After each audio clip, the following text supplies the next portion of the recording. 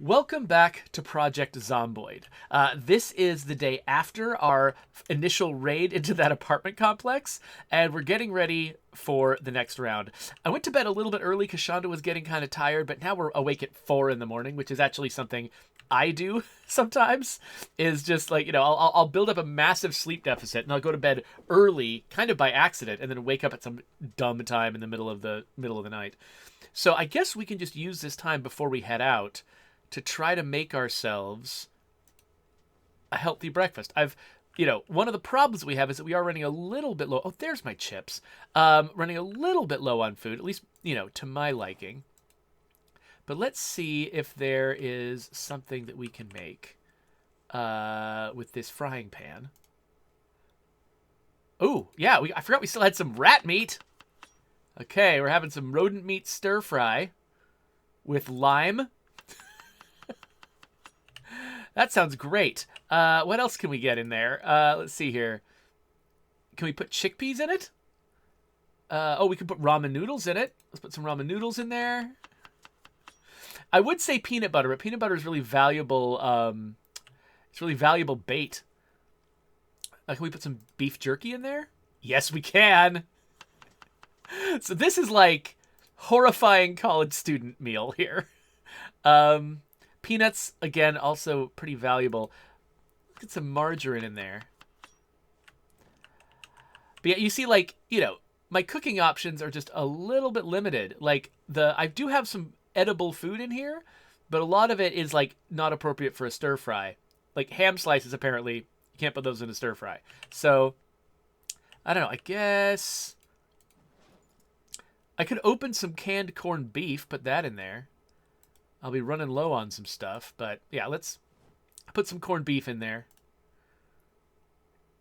Wait, don't eat it. I'm saying put it in the stir fry, dummy. All right. So now it's rat and beef, rat and cow. There we go. We got a delicious stir fry here. Let's turn on our stove. Cook this sucker, and by the time we're done cooking and eating this, the sun will be coming up. And it will be a good time to head out, get into some combat. Okay, I think that stir fries cook about as long as stews. So I'm gonna, just to be safe, I'll set this to 25 minutes. So it'll ding. Because I'm also realizing I should probably... Do I have coffee? Because I'm waking up so early. Yes, I do have some coffee. So I'm waking up so early. I could see it. Oh, hey, uncooked hot drink. What's in this hot drink? I don't know. Can I put coffee in it? Yes, let's add some coffee. Now it's a coffee beverage. And let's put some... We can put tea and coffee in it together. Let's put some honey in our coffee, right? Because that's a thing people do. And then we'll stick that in the oven too. I think it'll cook faster than the stir fry. So we're gonna keep this We're gonna keep this mug of coffee in our pocket over the course of the day.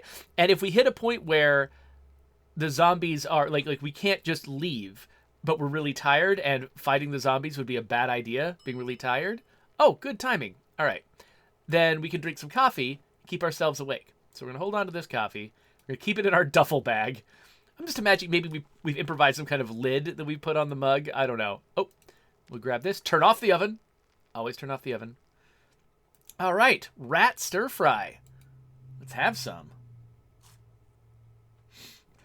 Looks like we got La Coalition running a bet in the chat about whether or not I'm going to get Shonda injured on this next raid. It was pure luck I managed to get out of the last one without any injuries. So it's not unreasonable to guess that my luck might change. All right, let's run this guy out here. Drop the corpse, and then let's stick our empty tin cans on this corpse. Just let them rot away with his body. And then I guess I'm carrying a bunch of food right now, which is probably unnecessary. Let's stick some of this food in my my passenger seat, I've got a can opener with me too, and I'm invading apartments. So I'm feeling like I want to bring food with me just in case I need it, but I don't necessarily need to have it in my backpack at all times. I'm keeping the coffee with me. I don't want to have to run outside if I'm too tired to face zombies, because running outside could involve facing zombies.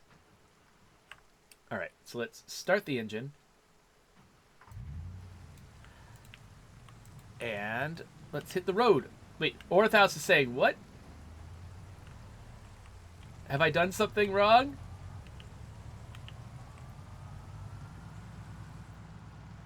Oh, so, Comswell wants to know how my meeting was yesterday. All my meetings lately have been good. We've been having good, helpful meetings. Alright, there's a bunch of zombies over there that I'll probably want to deal with eventually. They're uncomfortably close to my home. Orthouse, why did you use the Jeffrey's not reading thing? Post a highlighted message to tell me what happened.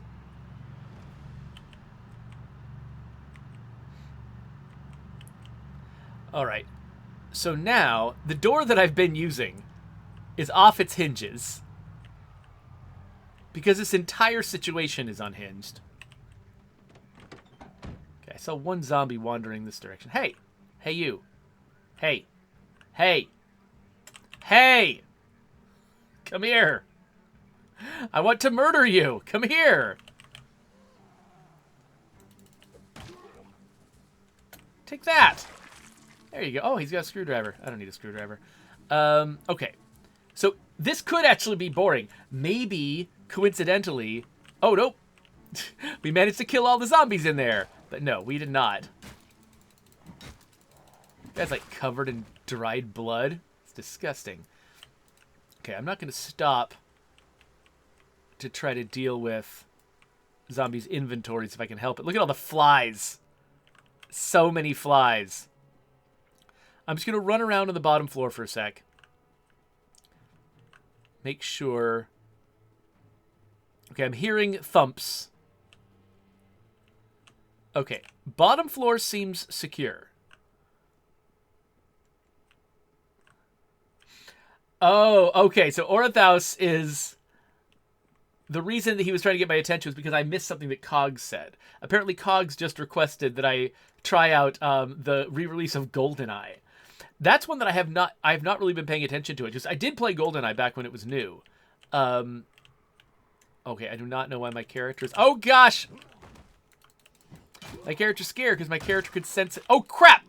Sorry, I accidentally right-clicked in a way that... Oh, what? Where did you come from? Okay, like, seriously, there's zombies on every side here. But yeah, I played GoldenEye with some of my friends, and I really liked it. I was more of a PC gamer in that era. I didn't have a Nintendo 64 or anything like that, so I didn't play it a lot on my own, just because I didn't have a lot of opportunities to. And I played more like PC shooters. I was more into, Doom and, Quake and stuff like that. And so I don't have as much nostalgia for GoldenEye as, like people who, mostly used Nintendo consoles back in that era.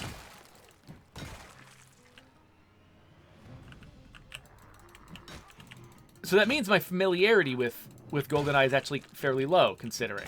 For my age, I know less about GoldenEye than a lot of other people. Okay, are these guys coming from upstairs? Oh. Oh, hi! Oh, hi! Oh, I'm stuck in a corner! Oh, gosh! Okay. Okay, yes, there are going to be people coming from upstairs. Ah! Problem is, I know there's zombies behind me when I'm backing in this direction.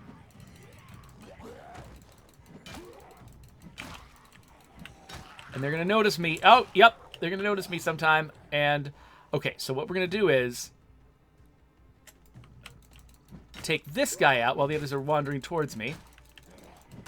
And apparently going to take forever to do it. Oh, I'm thirsty.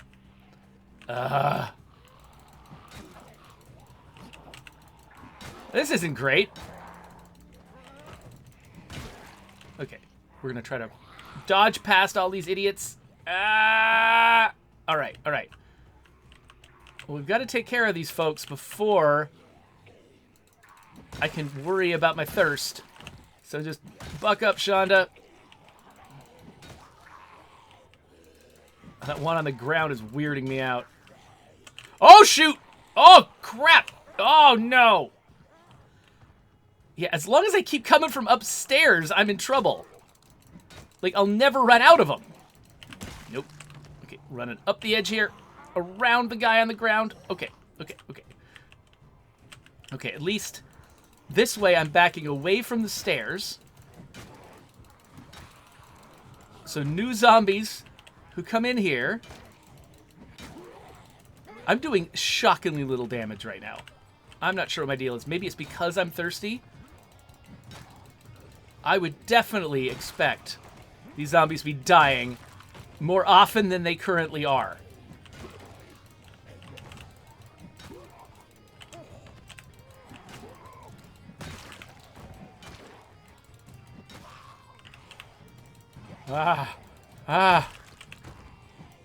Crap.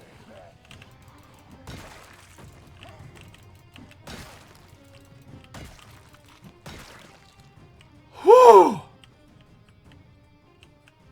Oh, hey, the gym. Oh, the trash compactor. Neat. And okay, more freaking zombies. Okay, hold on a second. No, not in here. There's a sink that I've never touched. I'm going to fill my drink bottle. I'm going to fill it again because I just took an auto drink. And then...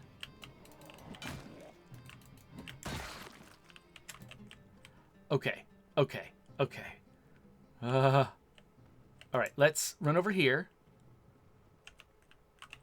Okay, here's a zombie that I missed.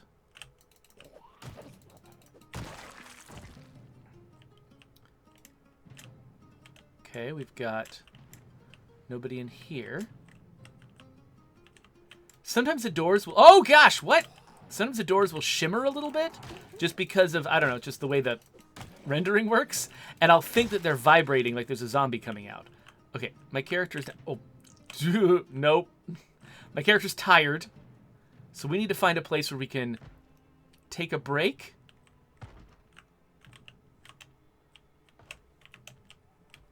I do not know where that's going to be. Because it feels like these zombies all spookily know where I am. Like, they know right where to go.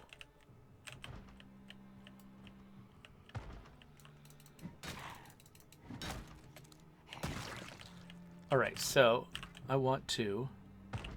Okay, so this door got a zombie in it.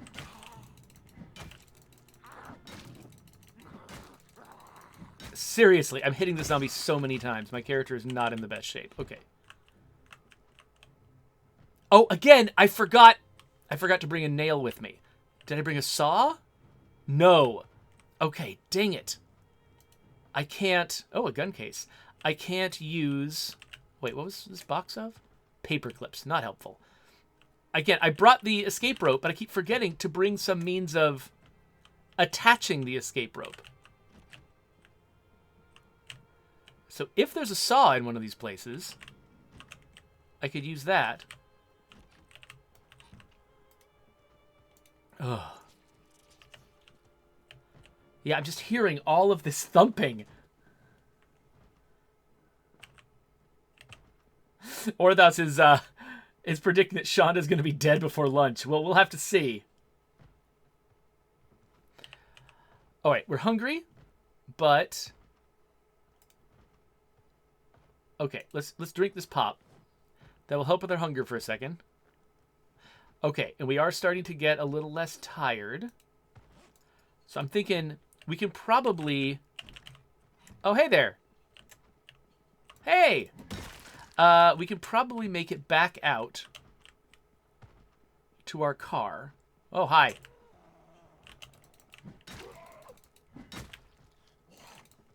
To have some quick lunch. Ah!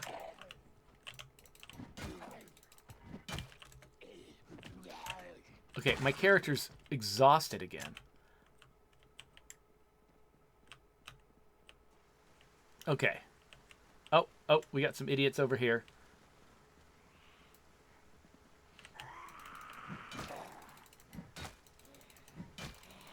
Yeah, see how much worse? I mean, I was already having trouble killing those zombies, but, like, when I'm exhausted, it takes so much effort. All right. Let's get in this car where we feel like we got some measure of safety. And then let's open some soup. Actually, let's bring this soup with us. But then let's actually eat our fresher food. Get a nice little bonus for being well fed. Oh, and now I'm tired. Okay, I'm tired. Actually, you know what? Why don't we... It's early enough in the day. I'm tired because I woke up so early in the morning because I've been exerting myself so much. But, okay. The clearest area is downstairs. Clearest is a relative term.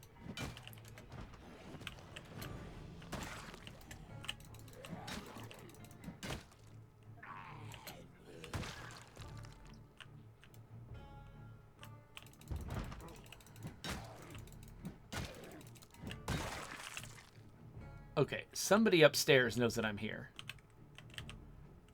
But what I'm thinking is...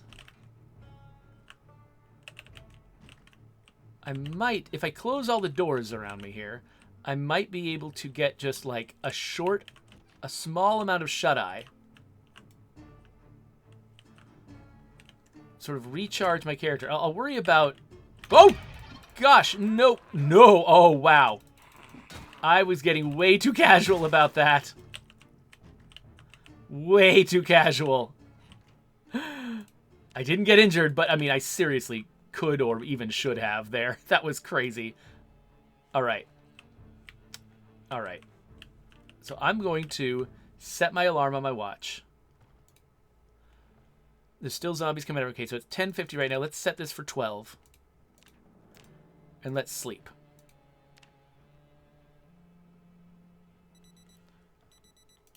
Okay. I don't know if that was enough sleep.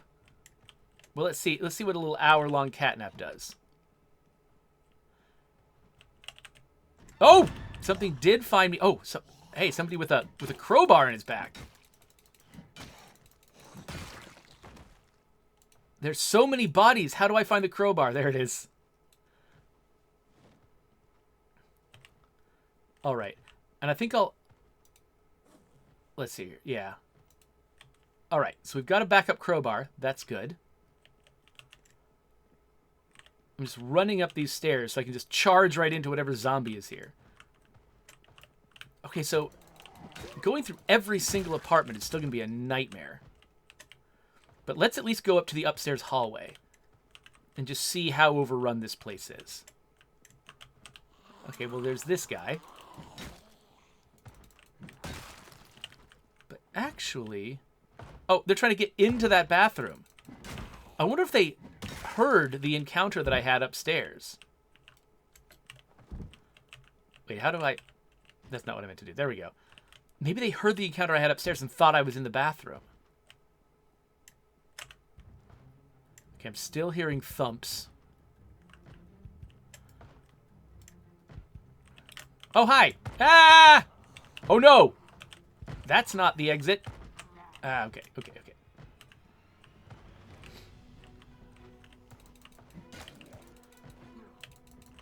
Okay, so it just feels like each of these apartments had a bunch of zombies in them.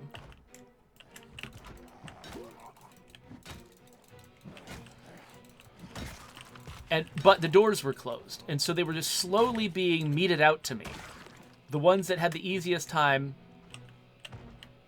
getting out were sort of the initial crowds, but the fact that I just have been unable to completely clear this place is just... Yeah, I think all the zombies, most of the zombies that were actually just out in this hallway probably already came downstairs. It's the ones that are still holed up in the apartments that I have to worry about now. So I guess, okay, let's be methodical about this. I feel like we've taken care of the hugest chunk of these zombies. So now we should just go room by room.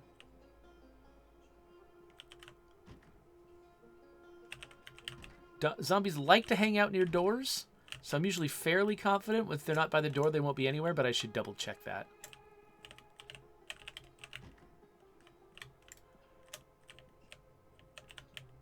All right. Okay, room cleared. And once I've cleared all of these, I can, with reasonable caution, start vacuuming up all the stuff that's inside these houses. Let's quickly refresh our water bottle. Oh, that's true. Ming is suggesting that I could call out into an apartment to get any zombies that are just... Here, I'm going to leave doors open for rooms that I've cleared. I could call out into an apartment to get zombies to come towards me. On purpose. Oh. Hey there. Where'd you come from? Hey, are you lost? Oh, let me help you. Here, let me send you where you belong. Okay, my character's already getting tired, but that's what I brought this coffee for. Let's drink this coffee. Coffee with honey. Everyone's favorite drink. There we go. Yeah, so Ming says it's important not to try to take all the zombies at once. That, like, overconfidence like that is what gets people killed. Yeah, exactly. Like, zombies, an individual zombie, it can be scary under certain circumstances. Like, if it jumps out at a door and you weren't prepared, that can make an individual zombie really scary. But an individual zombie that you just encounter in a field is not much of a threat. But as you add zombies, the chance of you being distracted by one zombie and, you know, and grabbed by another just goes up astronomically.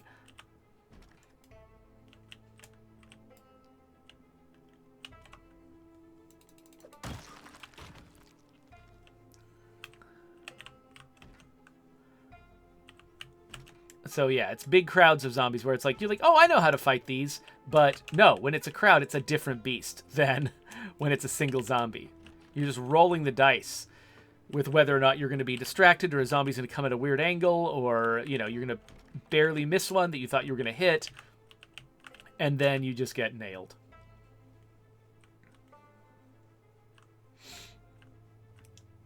So the Coalition is suggesting that once I get tired, I should actually leave, go home, and come back. That is definitely one way I could play this. However, I'm finding enough empty rooms here, and I'm making little enough noise. I feel like I might be able to spend the night here. I don't know how much... The question is how much food is in these places. I brought a can opener. And I've got a frying pan in the car. I might not need to take that extra trip. I've forgotten which things I needed, but that's okay. Ooh, what's in here? Dirty rag, lighter, tarp.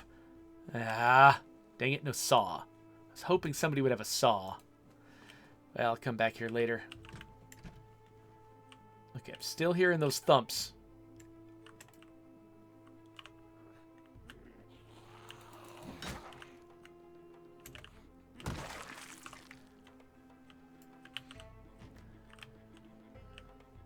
Alright. Anybody in here? Nope.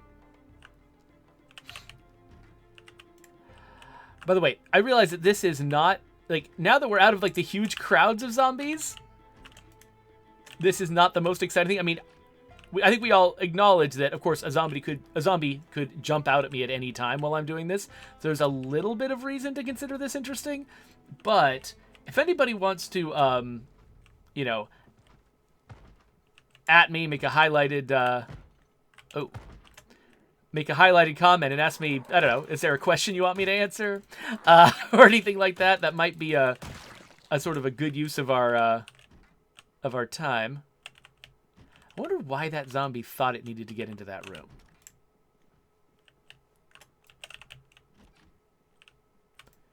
Zombies are inscrutable. They cannot be screwed.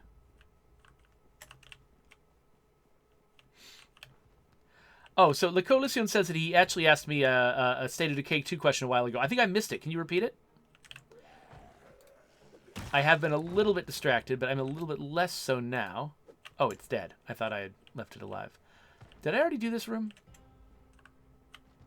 I did something in this room. I didn't do everything in this room. Oh, hello.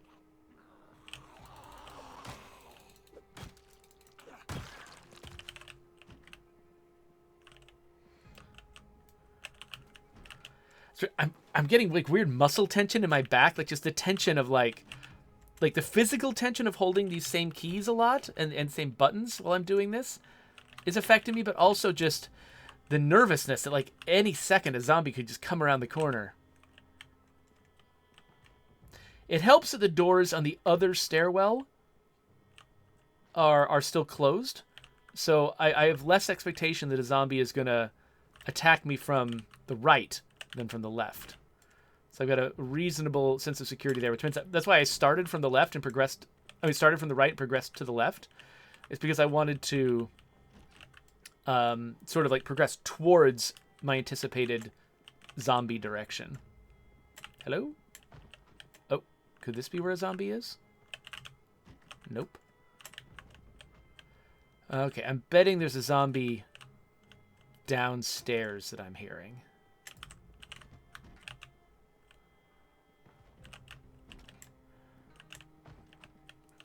All right.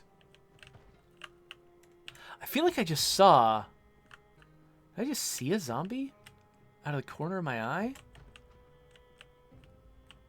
I thought I saw something through this window. Maybe there's something downstairs that I saw in a similar spot. That was weird. Okay, so Le Coalition is actually suggesting that I should rest an entire day before coming back. I don't know. I mean, and just sort of read and stuff. I could do that. But I don't know if it makes that much of a difference. Just resting for a night, I think, gives you everything you need. I don't think you need to necessarily rest for an entire day. So let's... Actually, why don't I'm going to run downstairs.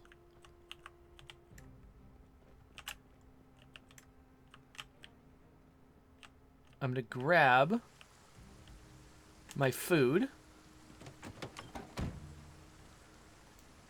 Bring that with me. Partly because it's food, but partly because... Oh, yeah. Here, I want to eat now. Cool. Partly because it's food itself, but also partly because it's a frying pan, and I might be able to use it to make a more delicious, more nutritious meal inside one of those apartments. And then let's grab this gun case and stick it in the back of the car. Just so we don't forget it. I kind of over-prepared here. Okay, so let me get in the car real quick because La Coalition says, okay, I did polls and got an interesting result. On each base skill, there is one skill that is worse than the rest. So could it be done to give those hated skills a bonus that benefit each other, like Marathon and Discipline and Backpacking and Resourcefulness? So these 4 get buffed, but not get buffed by making them combine with each other. So I think anything that is like a complicated new way for skills to interact with each other, that requires new code and would be a little bit more difficult to do. But changes to the content of the skills themselves. Wait a minute. Wait. Are there 4 stories to this? And also, where did that frickin' zombie go?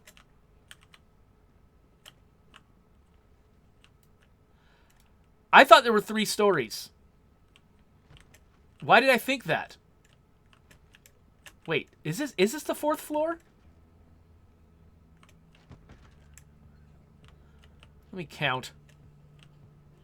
1. No, wait. No, I think I'm just having trouble counting. Hold on. We're gonna count this again. Sorry, I feel like I've lost my mind.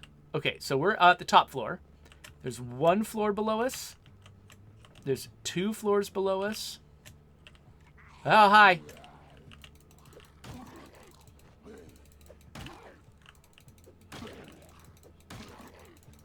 Yeah, there are 3 floors below us. So I cleared floor 3, somehow erroneously having convinced myself... Oh, there's another zombie down there. that floor 3 was the top floor. And I guess I imagined that the stairs going up higher just went to the roof. But no. There's a whole other floor above me when I'm on the 3rd floor. Well, again, helps explain the sheer number of zombies that came after me. So, but I think the 3rd floor is the most secure. So I'm going to go find a room with a closable door, which is like almost none of them. I guess as long as the bedroom's got a door. No, I'd rather have two layers of door. So, anyway, to keep answering LaQuilison's question, if you have identified that there are certain skills that are generally thought of as being the ones that are worse than other skills, that makes sense. I mean, like, you kind of expect there's always going to be that to some degree, right? There's always going to be, if you do a poll, some skill is always going to be the worst one. However, if there's a far and away worst one, like one that, you know, nobody thinks is extremely worthwhile, then what you want to do is usually just add something to that particular... Oh. She was woken up by the banging. She can't actually sleep here. She did take a nap here once before, but I think it's probably just up to whether or not she hears something or perceives something that is a threat. She might have trouble sleeping.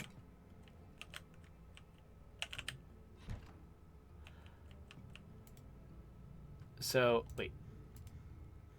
Okay, so she can't sleep, but I'm gonna at least rest for a second and keep answering Coalition's questions. We're gonna sit on the ground and rest. So, but yeah, like for instance, assault. You know, assault of the firearm specializations, assault was definitely the worst one. It was the one that, you know, it's the ability that it offered you, the assault kick, which just had almost no tactical value, and it just didn't do much else. And so that was the reason why we targeted it for, you know, when we sort of messed with inventory, like stack sizes and stuff, we targeted it and gave it the advantage of being able to carry more ammo in a stack, because we knew that it was the one that people used the least, and so we needed to buff it up, give it a little bit, you know, a little bit more of a reason for people to try it out, to make the entire system seem more balanced. So if you've identified specific skills that your community considers to be the ones that have the least value, definitely like let us know. Maybe DM it to me or on Twitter or something. Let us know, because that is an opportunity for the team to make like balance tweaks to try to make the less popular skills more popular. I probably wouldn't immediately jump to just making the system more complicated, partly because that takes, like I said, it takes, you know, code time in order to just revamp a system and create new interconnections between the skills, but also it adds complexity to the game for new players. There's new things for them to have to discover and understand about skills, and we're already kind of capping that out a little bit to some degree.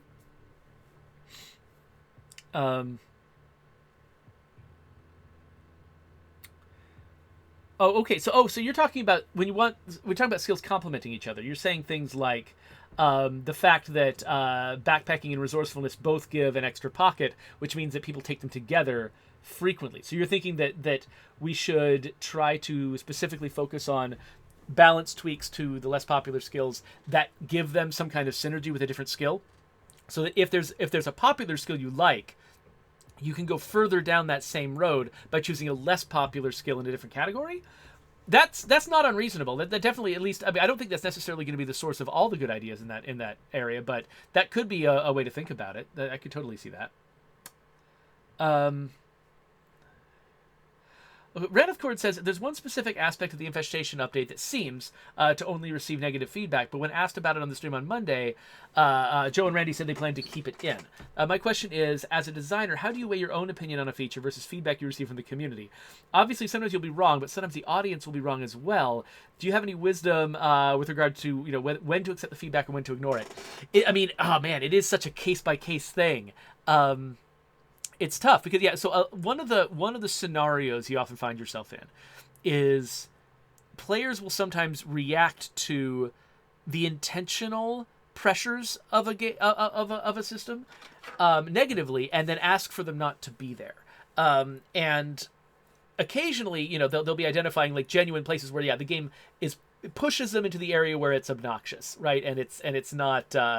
It really is making the game less fun. But sometimes people react negatively to things that are just, yeah, I mean, like things have costs in the game. Like the whole point is you're supposed to be making these difficult decisions, trade-offs, that kind of things. And sometimes players will react negatively to one of the intentional trade-offs, and you're aware in the back of your head, okay, yeah, I could take away this negative, but if I do, like, you'll like it initially, but then the game will be less interesting. And like, the sort of the problem solving that you're doing in your head, where you're thinking, okay, well, I can't do everything, but if I do this, then I can do this, and these will complement each other. That sort of strategic thinking that you do. If we remove too many of the negatives, too many of the downsides from things, then that calculation becomes boring. Becomes obvious what to do, or just everything becomes positive, and then and every choice is good, and then no choice is interesting. And so I think that a lot of times you just have to be aware of, you have to maintain awareness of why something is in the game. And when I say why something is in the game, or why something should be in the game, that doesn't necessarily mean your original intent for it. Like oftentimes you will design something and your intention is for it to work a certain way. These are the positives, these are the negatives, this is the way that the players are making choices. And then when it gets into the wild and players are playing it, it'll surprise you. Like it'll work in a way that you didn't anticipate.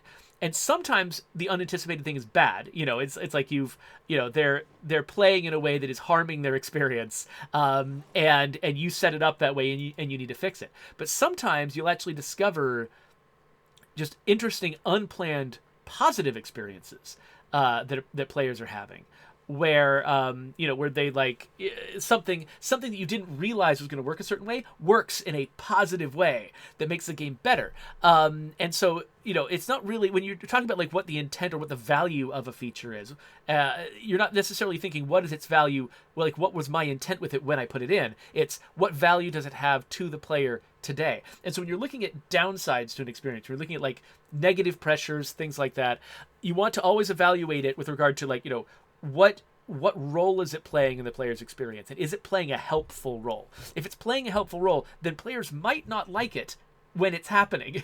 But it might actually, if you look at it and examine the experience they're having, you might realize that this is a necessary thing. It's a negative experience when it happens, but ripping it out would make the strategy or interest of the game just less interesting.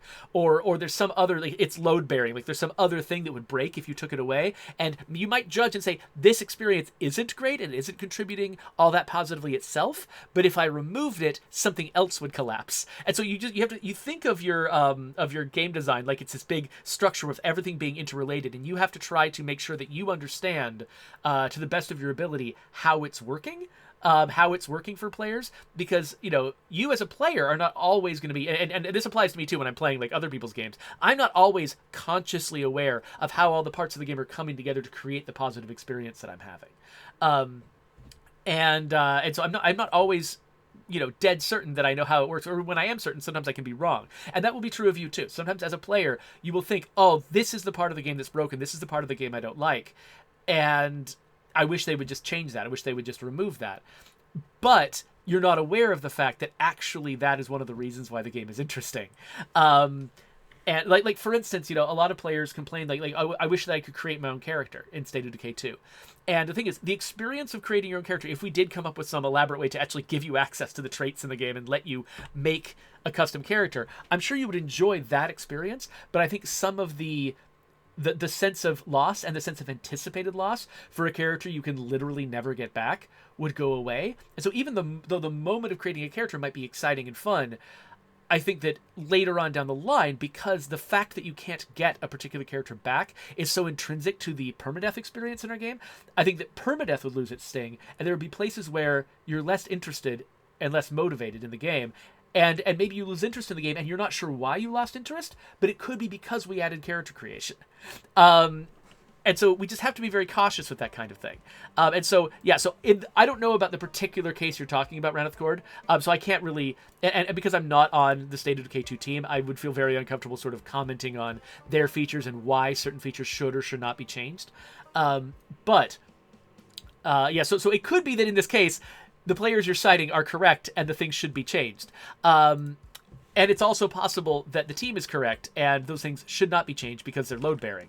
I genuinely could not tell you which one is likely to be the case, because we can make mistakes, and you all can make mistakes. We can all make mistakes. But that's, I guess. But your question wasn't, is this particular thing right or wrong? Your question was, how does a designer think about this? And so that's. I hope that was a satisfying answer. Okay, yeah. So this door was closed, and so I was nervous.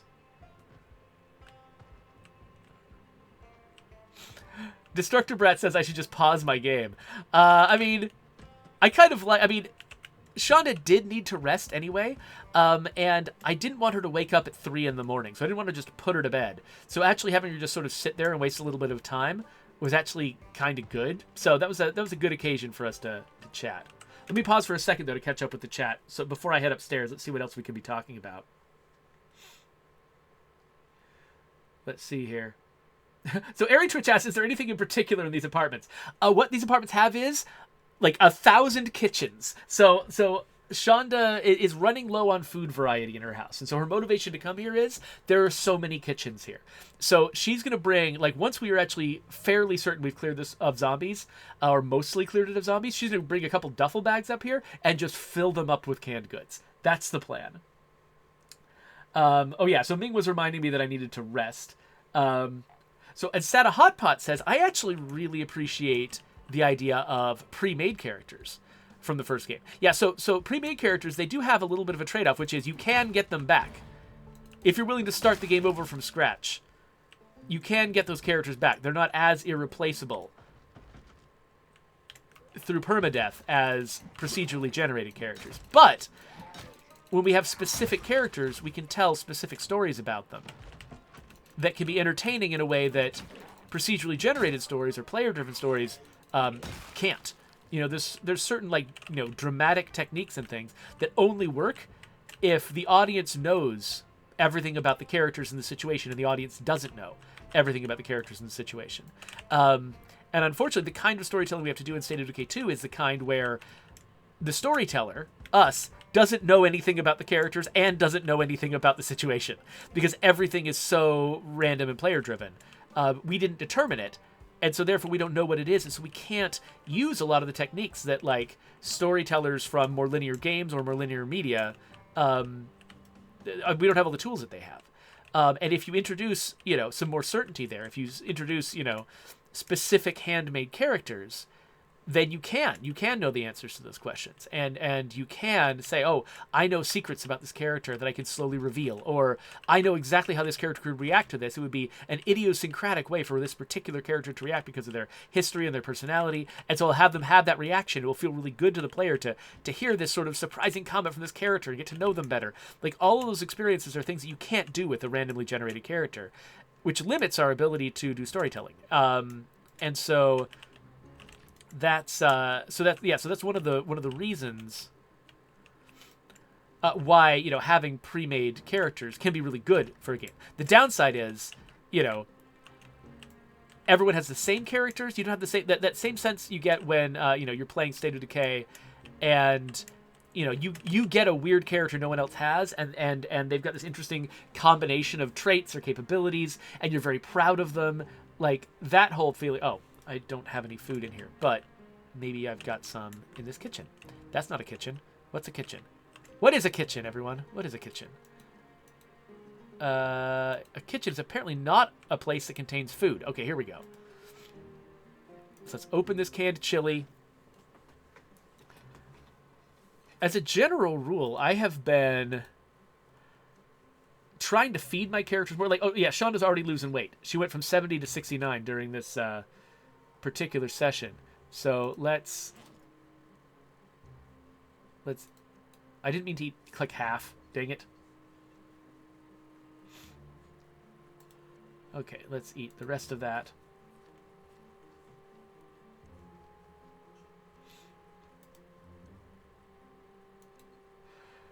So yeah, so Ming points out that times when the character has to sit down and stuff, those are really good times to read books and things. I agree. I think Shonda's already maxed out on a lot of the books that she has. I think she doesn't have Carpentry Book 3. So she's got so many of these little arrows. I don't think I can. There's nothing that she can read that aside from just entertainment books. Hey, everybody. Whoa, there's a lot of you.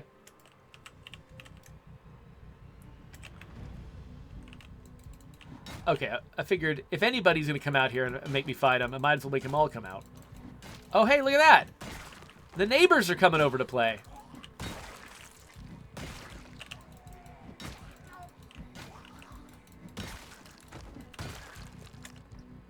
All right. Anybody else left in this area?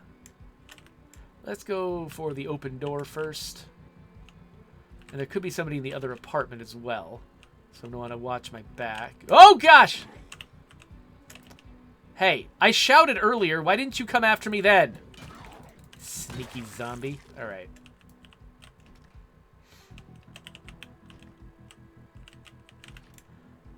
All right, here we go. And then the other... Oh, this is not even an apartment. Ooh, a generator! Nice. Okay. Definitely want to remember there's a generator right there. Oops, that's not the... Didn't mean to hit that. Okay. All right, I am running low on time. How many episodes are we going to spend in this stupid apartment complex? This room is going to be great for scavenging, though. There's a lot of stuff in there. Oh, let's refresh our water since we're in the laundry room.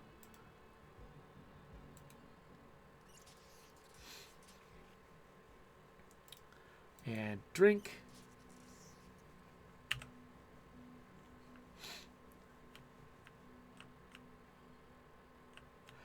Oh, yeah. Ming is also pointing out that I could be collecting people's watches and things and be dismantling them in order to get electricity experience. That is true. I could be doing that. I think I've been trying to... My problem is I had this idea for this... Oh, gosh. What the heck? There's 2 zombies in here? I had this idea for this fun adventure to go into this apartment complex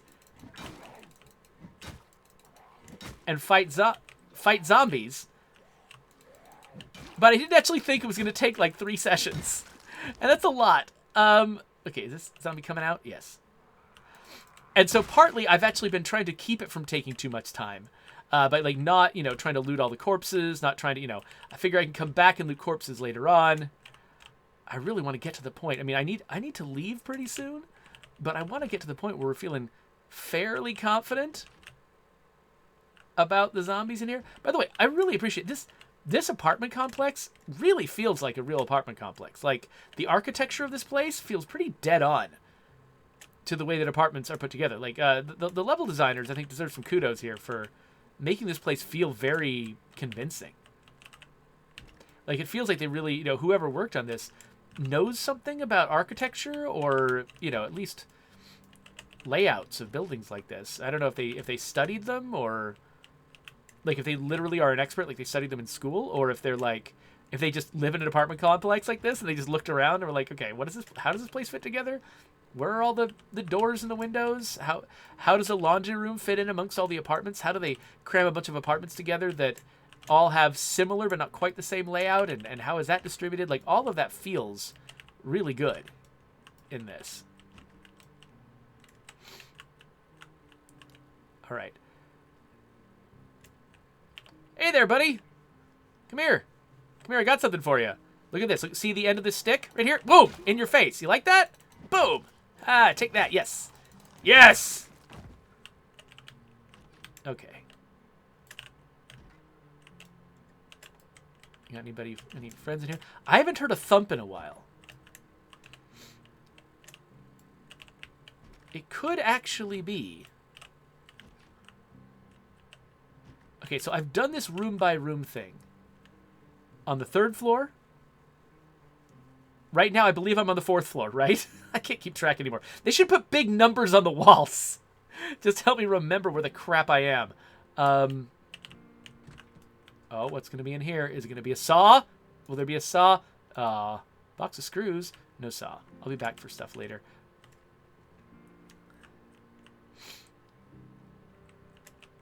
Did I already search through all these doors? Looks like I did. I think I did all of these rooms. I feel like I might have missed an early room because I was, like, dealing with zombies. But no. Okay. So I've cleared floor 4. I've cleared floor 3. And I'm reasonably confident that everybody gathered on floor 1 on my second trip out of here. So floor 2 is the only one I think I have not comprehensively cleared. So let's see what's possible here. Hello? Hello? Anyone? Anyone? Think, McFly, think. That's hello, anybody home, actually, is what I should have said. Now, if I start getting overconfident, some zombie's going to jump out and bite me.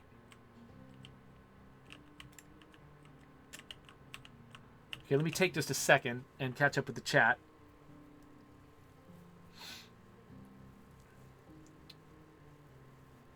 Let's see here. So, let's see here. So, Airy Twitch was saying, well, character storytelling is not unlike environmental storytelling. Oh, we had an earlier conversation going on, like Paroxicus was talking about the fact that they like having, you know, like, it's kind of fun to make up the stories of the characters that you have.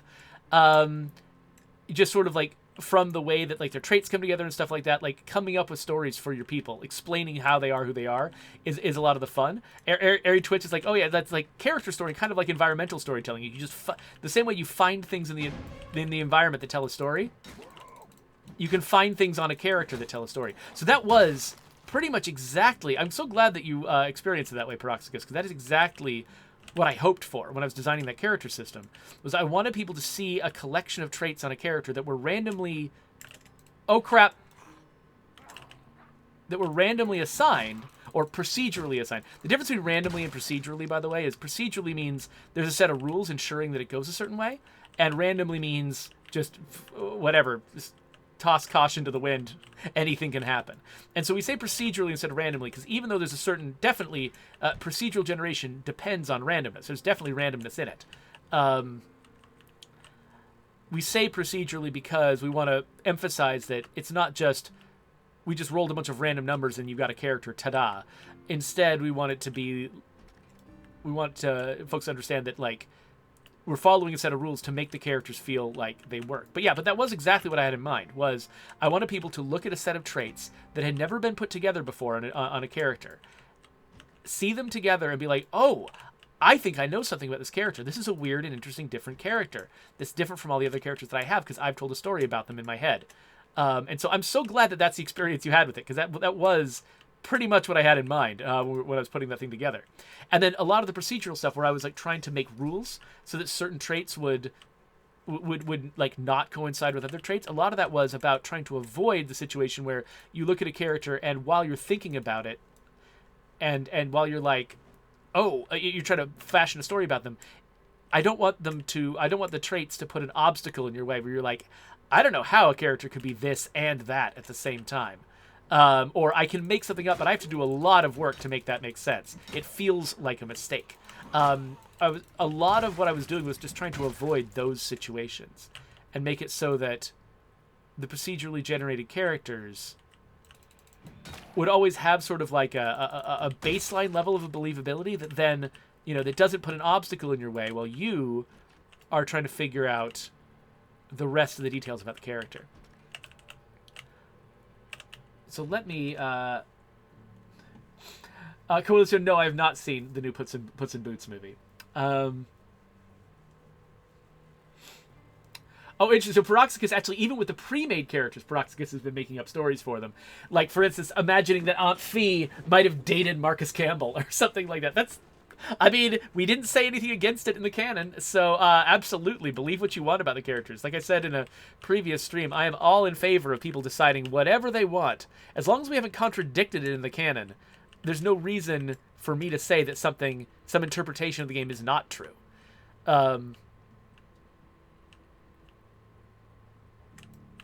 Yeah. I mean, it also, there's no reason, you know, for people to assume that something that you thought of is true either. But there's no reason to deny it unless we've actually explicitly said something against it in the canon. So have all the headcanon you want. That's great. I think we might actually be reaching the point. Did I already do this? No. Where we cleared this place out, in which case I'm gonna close this up and run. I'll do a quick review of the chat, but then I might actually get out of here and head to a meeting. I'm actually headed downtown to the office because we're having a little open house down there. It's already going on, but whatever. Social anxiety. Don't want to go to the entire thing. So I figured I'd do my stream with you all and then head down there, catch the tail end of it, get a little tour of the office, look at my new streaming studio, which I have never been inside, so that'll be fun. And eventually, once we've actually got the office done and we're actually working out of there again, you're going to have some fancy-looking new streams coming from the official State of Decay channel. And also from my channel. I mean, days when I'm in the office and I do a lunch break stream, I'll do them in that streaming studio. So even my streams will take on a slightly different cast some of the time once we've got that up and running. Okay, so I did not methodically go through the entire downstairs. I don't think I did. Oh. Oh crap, I'm tired. I'm tired and it's foggy. Oh, look how much worse I am at damaging a zombie. Alright. I haven't officially cleared the downstairs yet. But I am running out of time. And I think we've done the best we can to make this place overall fairly safe. So, our next session, I think we're actually going to go through here and try to start scavenging this place. We'll start on the ground floor, which is the least cleared, and we're going to make sure that it's secure. And then we're just going to get through there with a bunch of duffel bags and collect as much crap as we can. It's going to be great. For right now, though, let's... Wait, do I have something in my inventory that I can eat before I grab stuff from the seat? I don't think I do. So let's open a can of mushroom soup and eat it while we're on the way home. Oh, I can't start the engine while I'm eating? I beg to differ.